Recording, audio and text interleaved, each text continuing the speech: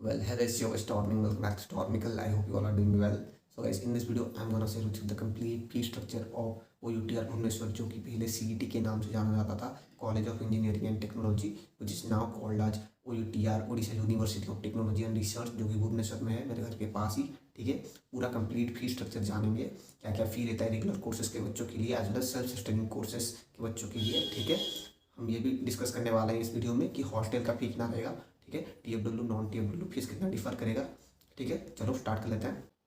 Yes guys, जैसे कि आप लोग देख सकते हो यहाँ पे college of engineering and technology Bhubaneswar tentative fee structure of previous academic programs for the session 2017-2018।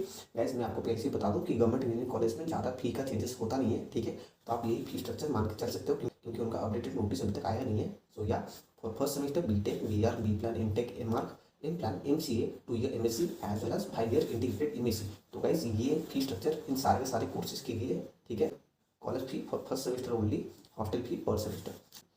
तो चलो पहले कॉलेज फी के बारे में डिस्कस कर लेते हैं। Okay, tuition fee 12,000 rupees for regular courses, SSP which is self sustaining courses. ठीक है, सेल्फ सस्टेनिंग प्रोग्राम। ओके, तो आपको 45,000 रुपीज़ देना पड़ेगा अगर आप सेल्फ सस्टेनिंग प्रोग्राम में एनरोल किए हुए हो। ठीक है, ये रेगुलर है, ये कॉलम, ये सेल्फ सस्टेनिंग कोर्सेज के लिए। ठीक है, डेवलपमेंट फी आपको यहाँ पे 7,000 रुपीज़ देना पड़ेगा, बट आपको यहाँ पे 15,000 रुपीज़ देना पड़ेगा। ठीक है, सेल्फ सस्टेनिंग प्रोग्राम के लिए। एंड देख सकते हो लैब मेंटेनेंस फी 1,500, ये 3,000 the double, student activity fee 1,500 and आपको यहाँ पे भी डबल देना पड़ेगा 3,000 रुपीज़, इंटरनल एग्जामिनेशन फी 1,800, यहाँ पे 2,000 रुपीज़, साइड विजिट फी 600 जो कि स्टडी टूर बोला जाता है आम भाषा में।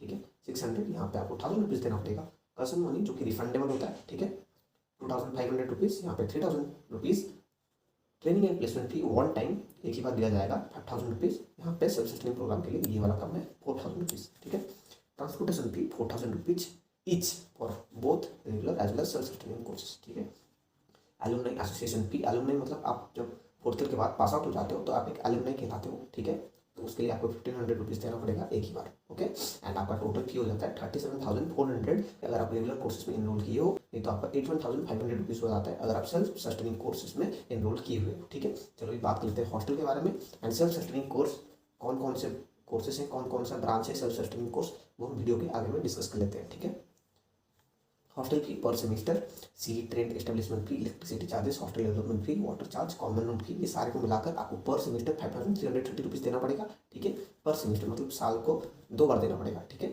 मतलब अराउंड हो जाता है 10,600 रुपीज़। ठीक है, and mess fee in hostel mess advance per semester 10,000 rupees and mess development fee per annum, ये आपको पर सेमेस्टर नहीं पर एनम देना पड़ेगा, मतलब 500 रुपये। ठीक है, तो आपका हो जाता है टोटल 10,500 पर सेमेस्टर। 10,500 मतलब आपको एक साल में आपका मेस का बिल हो जाता है 20,500, क्योंकि ये 500 एक ही बार देना है। ठीक है, 20,500 एंड आपका यहाँ पे पर साल था 10,600, तो आपको अराउंड 31,000 पूरा हॉस्टल फी आपका निपट जाएगा। ठीक है, the college fees of ₹37,400 for regular programs and 81,500 for self sustaining programmes. ठीक है, ये आप मान के चल सकते हो। एंड देख सकते हो guys, BTech programmes in biotechnology. ठीक है, biotechnology, computer science engineering, information technology, IT, fashion and applied technology, MTech programmes such as structural engineering, industrial engineering and management, computer science engineering, information technology, MArch are under self sustaining programmes. ठीक है, मतलब self sustaining courses में ये सारे के सारे courses हैं। ठीक है, एंड और जो बाकी जो है बीटेक, BR, बी प्लान, बाकी इन्हें छोड़ के जो बाकी कोर्सेज हैं वो सारे के सारे रेगुलर कोर्सेज हैं, मतलब ये इतना फी आपको देना पड़ेगा। अगर आप सेल्फ सस्टेनिंग प्रोग्राम में एनरोल करते हो तो आपको ये वाला फी देना पड़ेगा। ठीक है, क्लियर। ओके, बात करते हैं इस TFW स्टूडेंट्स के लिए। तो TFW क्या होता है, ट्यूशन फी वेवर, ये गवर्नमेंट की तरफ से एक स्कीम होता है। ठीक है, एंड मेनली 4 बच्चों को मिलता है, एक ही बार में 4 बच्चों को मिलता है TFW स्कीम के लिए एलिजिबल होते हैं। अगर आप एलिजिबल होते हो तो आपका ये 12,000 जो ट्यूशन फी है वो आपको माफ कर दिया जाता है। ठीक है, 12,000 रुपीज़ आपको देना नहीं पड़ेगा हर साल। ठीक है, ये सेल्फ सस्टेनिंग कोर्सेज के लिए भी होता है, आपको 45,000 रुपीज़ देना नहीं पड़ेगा। ठीक है, ऐसा नहीं कि खाली फर्स्ट ईयर देना नहीं पड़ेगा, पूरा first year, second year, third year, fourth year, जब तक आप इनरोल किए होंगे तब तक आपको ट्यूशन फी नहीं देना पड़ेगा। ठीक है, I hope you all are clear. And या गाइस, यही था फी स्ट्रक्चर CET भुवनेश्वर का। ठीक है, अगर कुछ भी आपका डाउट है तो आप मुझे कमेंट करके बता सकते हो।